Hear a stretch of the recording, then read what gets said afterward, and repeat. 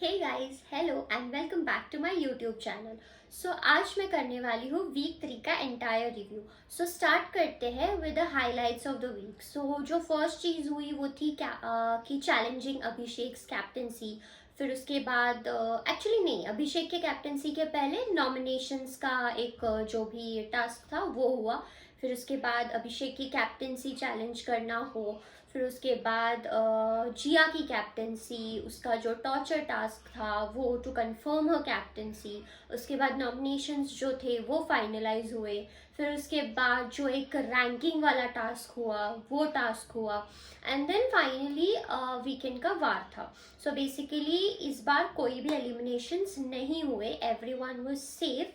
और special highlights ये थे कि वीकेंड के वार पे जैसे फलकनाज के सिस्टर को बुलाया गया था to motivate her, to boost her, वैसे ही साइरस के फ्रेंड को बुलाया गया था to motivate him and to like convince him कि वो शो में रहे और बात बात पे ये छोड़ के जाने वाली बातें ना करे।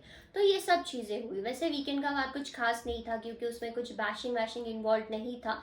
फिर जस्ट इतना था कि जो भी वीक 2 से चलता आ रहा है कि वीक 2 में भी सेम लोग वो बैशिंग मिली कि आप दिख नहीं रहे हो।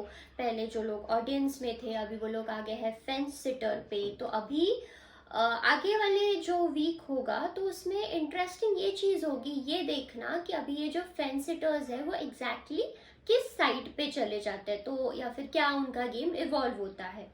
तो ये चीज़ जो होगी वो अगले वीक में देखने लायक होगी क्योंकि अभी नॉमिनेशंस के बाद तो कोई एलिमिनेशन हुआ नहीं। चलो, तो जो सबसे फन पार्ट था जो मुझे एंटायर वीक में लगा, दो फन पार्ट थे। एक था कि एक टॉर्चर टास्क हुआ। मतलब हमने पिछले सीजन्स में भी देखा है कि टॉर्चर टास्क एग्जैक्टली कैसे परफॉर्म होता है। मतलब लोग नेक्स्ट लेवल तक चले जाते हैं टू अचीव देयर, मतलब विनिंग जोन में जाने के लिए। बट यहाँ पे इतना ठंडा टास्क कर रहे थे ये लोग, मतलब आधे लोगों ने तो टास्क किया ही नहीं। जो लोग सिंसियरली टास्क कर रहे थे उनके ऊपर भी पानी फेर दिया। मतलब नॉनसेंस चल रहा था। आई बिलीव के इनके लिए इतना खर्चा किया जाता है और सेटअप किया जाता है टास्क परफॉर्म करने के लिए, बट एंड में ये लोग क्या करते हैं, उस टास्क का पूरा सत्यानाश कर देते हैं। वैसे उन्होंने इस टास्क को भी काफ़ी लाइटली लिया। इनफैक्ट मतलब सीरियसली टास्क को नहीं लिया गया। So that is why I feel के there was this lacking thing in them. तो ये जो टास्क हुआ मेरे को लगा फन पार्ट ही है, मजाक चल रहा है, मतलब सीरियसली कोई टास्क को ले ही नहीं रहा था। उसके बाद सेकंड फन पार्ट जो था वो था साइरस जी का डांस। मतलब एंटायर 3 वीक्स में जो उनका इन्वॉल्वमेंट नहीं दिखा वो बस एक टास्क में दिखा, वो एक डांस में दिखा। And it was very fun to watch. मतलब कि इट वॉज एक वो लाफ्टर सेशन बन गया था सबके डांसेस। इनफैक्ट वो एक लाफ्टर सेशन था, मतलब वो डांस परफॉर्मेंस देखने से ज़्यादा it was a laughter session. But या वो एक एंजॉयमेंट वाला पार्ट था जो वीकेंड के बारे में हुआ। उसके बाद जैसे कि जिया कैप्टन बनी, अभिषेक का कैप्टनसी हट गया। फिर जो नॉमिनेशंस फाइनल हुए उसमें अभिषेक और जिया जो थे वो सेफ हो गए और बाकी सब लोग नॉमिनेशंस में थे। तो ऐसे लग रहा था कहीं ना कहीं कि चलो ये बार भी कोई एलिमिनेशन हो जाएगा क्योंकि जैसे कि 3 हफ्ते ऑलरेडी हो गए, 3 हफ्ते बाकी थे। बट वहाँ पे अनाउंस किया गया कि शो जो है वो और 2 हफ्ते एक्सटेंड हो रहा है। तो शो को जो एक्सटेंड किया गया है ताकि लोग और बाहर निकल के आए। तो ये देखने के लिए भी अभी हमें वो एक थोड़ा इंटरेस्टिंग होने वाला है कि अभी क्या एग्जैक्टली लोग किस तरीके से परफॉर्म करते हैं इसके आगे। क्योंकि सभी को एक मिरर दिखाया गया है कि आप लोग क्या कर रहे हो। जैसे कि कृष्णा अभिषेक ने भी काफ़ी चीज़ें एक राइम वे में भी सबको बताने का कोशिश किया। जैसे कि फलकनाज को दिखाई ही नहीं दे रही है, वो चीज़ को बहुत एक अच्छी तरीके से प्रेजेंट किया गया। अभिषेक की तारीफ हुई थोड़ी बहुत कृष्णा से। अभी वो तो पंगे ले नहीं सकते, ऑलरेडी उनको अपना कमेंट सेक्शन वगैरह ऑफ करना पड़ा था। तो इसके लिए ये बार उन्होंने ऐसा कुछ रिस्क लिया नहीं और उन्होंने अभिषेक की तारीफ कर दी। तो सबसे इम्पॉर्टेंट चीज़ जो थी वो था वो रैंकिंग वाला पार्ट, जो मुझे लगा इतना फनी था। मतलब ये लोग चीज़ें इतना लाइटली ले रहे हैं ना। ऑनेस्टली आई वाज फीलिंग कि एक कुछ राइट डिसीजन आता तो भी ठीक होता, या फिर अगर वो रद्द हो जाता तो भी ठीक था, क्योंकि इसके पहले सीजन्स में काफ़ी बार यही चीज़ हुआ है। क्योंकि कोई भी ये चीज़ पे अग्री या सेटिस्फाई नहीं हो सकता कि आपका अगर फर्स्ट रैंक जा रहा है तो आप उसके लिए ना लड़ो, ठीक है। बट यहाँ पे काफ़ी इजीली सबके रैंकिंग्स दिए गए, जिससे कि मुझे लगा Abhishek of course first rank deserve करता है, क्योंकि वो टास्क भी परफॉर्म करता है, वो घर में भी एक्टिव है। सो मैं तो बोलूँगी कि first rank is very right. Second rank मुझे कहीं ना कहीं लगा कि मनीषा डिजर्व करती है, क्योंकि वो टास्क भी खेलती है और वो अपने ओपिनियंस भी रखती है। सो बेसिकली वो एक दोनों भी उसमें पैकेज है, एंटरटेनिंग है वो। सो आई थिंक वो सेकंड रैंक डिजर्व करती थी और पूजा थर्ड रैंक डिजर्व करती थी, क्योंकि कहीं ना कहीं अगर एक पब्लिक में उसके लिए हेड भी है, एक वो नेपो किड वाला हेड भी अगर है, तो भी वो अपने ओपिनियंस रखती है। ऐसा नहीं है कि उन्होंने ओपिनियंस और एक्टिवली कुछ घर में किया नहीं है, अपार्ट द थिंक कि उन्होंने टास्क नहीं खेला। टास्क के अलावा I think she is on point in the house. उसके बाद अगर फोर्थ रैंक किसी को जाना चाहिए तो फॉर श्योर इट्स बेबिका, क्योंकि भले ही एक विलन का रोल वो प्ले कर रही है, वो उसका एक पैटर्न चल रहा है, फिर भी she is a show material और वो शो में कंट्रीब्यूट 101% कर रही है। तो इसके लिए आई फील कि उसका फोर्थ रैंक बनता था।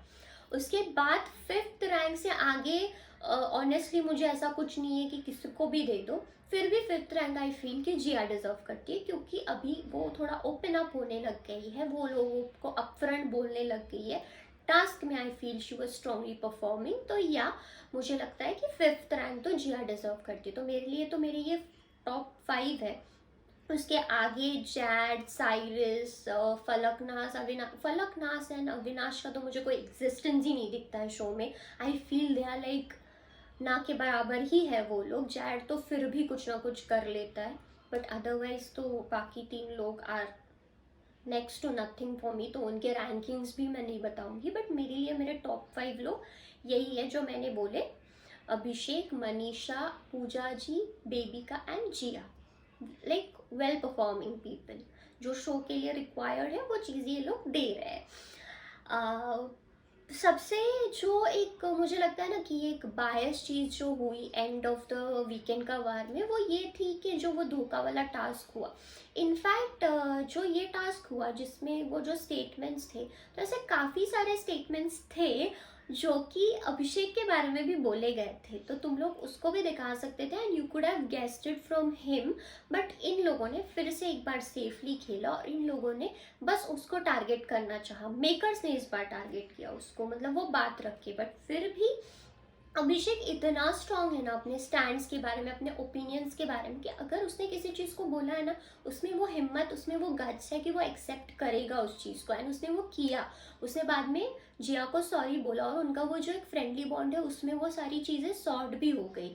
उसमें भी बेबिका के जो मुझे 2 स्टांस दिखे, जैसे कि पहले फलगनास ने पूरी चीज़ें जो थी वो बेबिका के ऊपर डालने, सॉरी बेबिका नहीं, फलकनाज ने जो थी वो सारी चीज़ें अभिषेक के ऊपर डालने का एक इनडायरेक्ट अटेम्प्ट किया था दिल्ली वाले बोल के, विच इज़ वेरी रॉन्ग। आप किसी प्लेस को इस तरीके से डिफेम नहीं कर सकती या फिर उसके बारे में इतना बुरा नहीं बोल सकते। आपको अगर किसी पर्सन के बारे में बोलना है, अभी एक ही दिल्ली वाला है, आप उसके बारे में बोल सकते थे, लेकिन आपने अवॉइड किया, आपने नाम नहीं लिया, बट आपने फिर से एक बार इनडायरेक्टली टारगेट करने का कोशिश किया। फिर जो बेबिका ने ये बातें सुनी थी तो उसने वो अभिषेक को बोल दी कि भाई ये तो ऐसे बोल रही थी।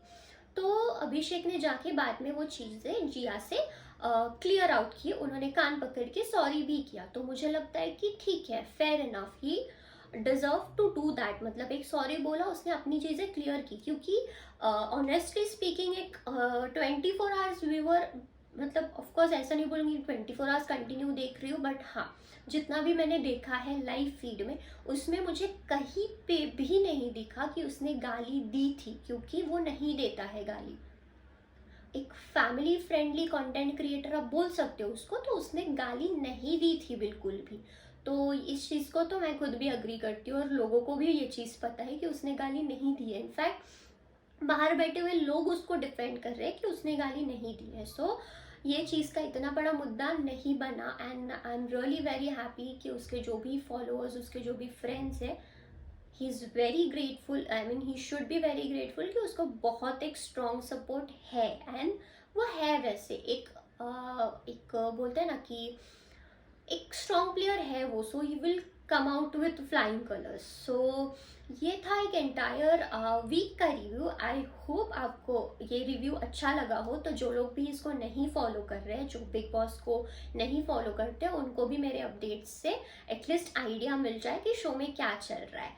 So stay tuned for the next updates, keep watching, like if you share like and share the video. Thanks for watching.